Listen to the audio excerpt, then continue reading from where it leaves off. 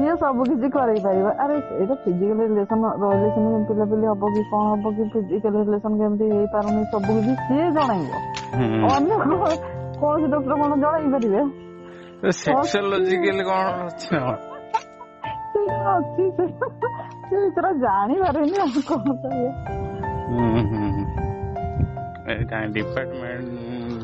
Department of medical ମାରିଲେ ସିନା ସବୁ ବତନ୍ତା।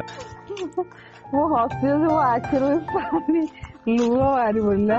ହେ ଭଗବାନ, ଏମିତି ବି ଲୋକ ଅଛନ୍ତି ଲୋ ବାବା। ମୁଁ ହସି ହସି ମୋ ଆଖିରୁ ପାଣି ଲୁହ ବାହାରି ପଡିଲା।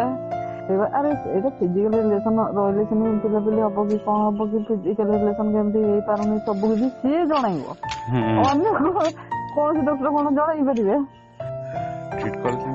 ଆରେ ନା ଯୋଉ ପେନିସର ଯୋଉ ତଳ ପଟେ ଯୋଉ ସ୍କିନ୍ ଟା ଲାଗିନଥାଏ ଯୋଉ ପିଙ୍କ କଲର ଇଏ ସହିତ ଯୋଉ ସେଇଟା ହେଇଥିବ, ସେଟା ନ ଛିଣ୍ଡିଲା ପର୍ଯ୍ୟନ୍ତ ବହୁତ ପେନଫୁଲ ହବ। ବ୍ଲଡ ବି ବାହାରି ପଡେ। ଅଛି ଗୋଟେ ସ୍ପ୍ରେ ଅଛି, ଆସ୍ତେ ଆସ୍ତେ ଆସ୍ତେ ଆସ୍ତେ ନର୍ମାଲ ସିଚୁଏସନ ସେଇଟା ମାନେ ଛିଣ୍ଡିବ। କଣ ମୁଁ ଆପଣଙ୍କୁ କହୁଛି ଯୋଉମାନେ ମାଷ୍ଟରବେସନ ନ କରନ୍ତି ସେମାନଙ୍କ ପେନିସ ରେ ସେଇଟା ଲାଗିଥାଏ। ଆଉ ଯୋଉମାନେ ଏକ୍ସପିରିଏନ୍ସ ଏବେ ଯୋଉମାନେ ହେଲା ସେମାନେ ସେଇଟା କଣ ଛିଡିଯାଏ ହେଲା, ଛିଡିକି ନର୍ମାଲ ହେଇଯାଏ। ଯୋଉମାନେ ମାଷ୍ଟରବେସନ ନ କରିଥିବେ ତ ସେମାନଙ୍କର ପେନିସିଲ ସେଇଟା ଲାଗିକି ଥାଏ।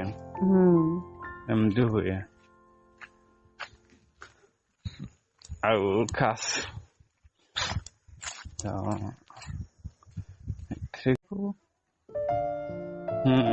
ଆଉ ଆଙ୍କର ଯଦି ପେନିସ ଛୋଟ ଥିବ, ନହେଲେ ତାଙ୍କର ଛୋଟ ଥିବ ତ ନାଇଁ ସେଇଟା ଲେଡିଜ ମାନଙ୍କର ସେଇଟା କେବେ ରୁହେନି ଛୋଟିଆ ସେଇଟା ମ୍ୟାନେଜ ପୁଅ ମାନଙ୍କର ନା କିଛି ଲେଡିଜ ମାନଙ୍କର ହୁଏନି।